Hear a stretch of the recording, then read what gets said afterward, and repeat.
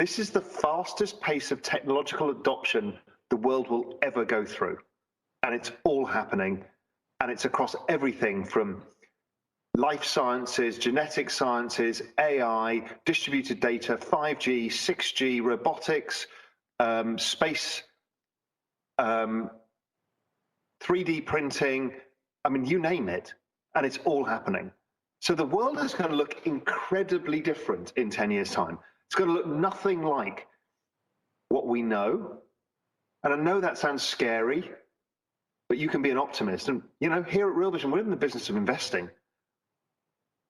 When things go exponential, you can make a lot of money.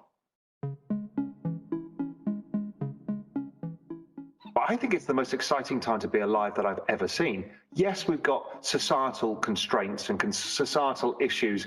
Yes, we've got a terrible rich-poor divide. Yes, we've got geopolitical issues. But out of the ashes rises the phoenix. And for me, this is a fourth turning moment, and this is all the first turning that we're looking at coming at us. And when we transition through by 2030, we'll be going, really? Has this just happened? I've been shouting and screaming that the biggest macro trade in all history is underway. It's crypto. Macro is crypto.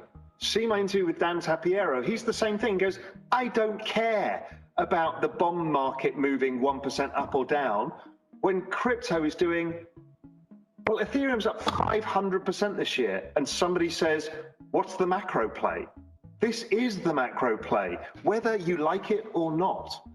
So is there a macro spill on? Well, we've just come out of a recession, so the probability of a macro downside event outside of a VAR shock, limited.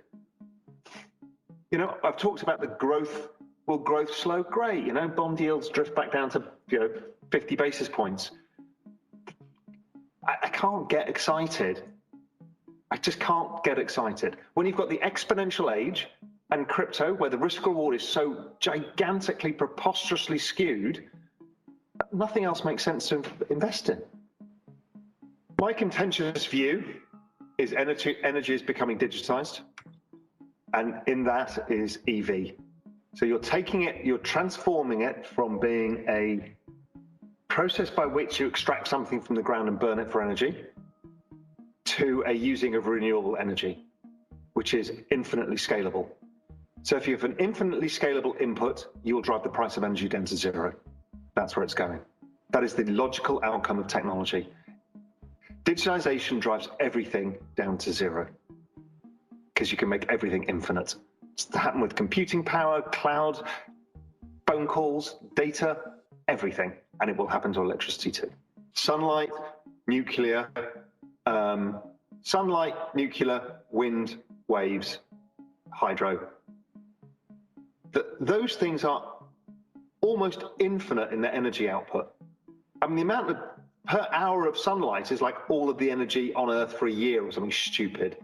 You know, there is so much excessive energy that has no harmful impact in converting to a usable energy source, i.e. electricity, that technology will just keep racing to extract more energy from natural resources and output it at cheaper and cheaper costs. So can you imagine a world we're going to live in? It's part of the exponential age thesis, and I've got a bunch of charts showing this is underway, where green energy is significantly cheaper now than all other forms of energy. And that's going to just keep going and going and going. And we're going to live in a world with free energy. What does that mean? What can we do? What is our productive output for the whole society if it doesn't cost anything? Think of what's happened with data and the fact that data on our mobile phones is basically free now. Or the fact that they gave it away for free in India, and suddenly the largest per capita data usage on Earth on the mobile phone network is in India. These things, and what does that do? It ignites commerce, it ignites communication, it changes things. So yeah, it's huge, and it's coming fast as well. The cash generated in the Ethereum ecosystem is like 100x the rest of the entire space combined. Something of that magnitude. There is a gigantic growth in the network, unlike any other space of this magnitude. That network has more use cases than almost any other network, well, it's by far in crypto, but most networks in the world.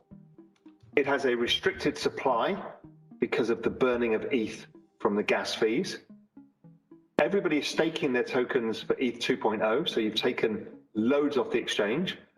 Then there are hundreds of billions locked up in, or about 100 billion locked up in DeFi, NFTs, and all of that. It actually leaves a free float of Ethereum of about 11%. 11% is all the available Ethereum that you could buy if you went into the marketplace. And we've got that demand shock going on in front of our eyes. Bitcoin has nothing like that going on. Yes, there is a supply shock. Yes, there's a bit of a demand shock, but it just doesn't have the network intensity that Ethereum does. And the same is happening to things like Solana and Terra and others at an earlier stage. So they're smaller networks and they're starting to get exponential growth. So they do well too. But yes, I'm probably now, I don't even know anymore because I bought some options as well. As I said in my tweet last night, I'm probably 85% Ethereum.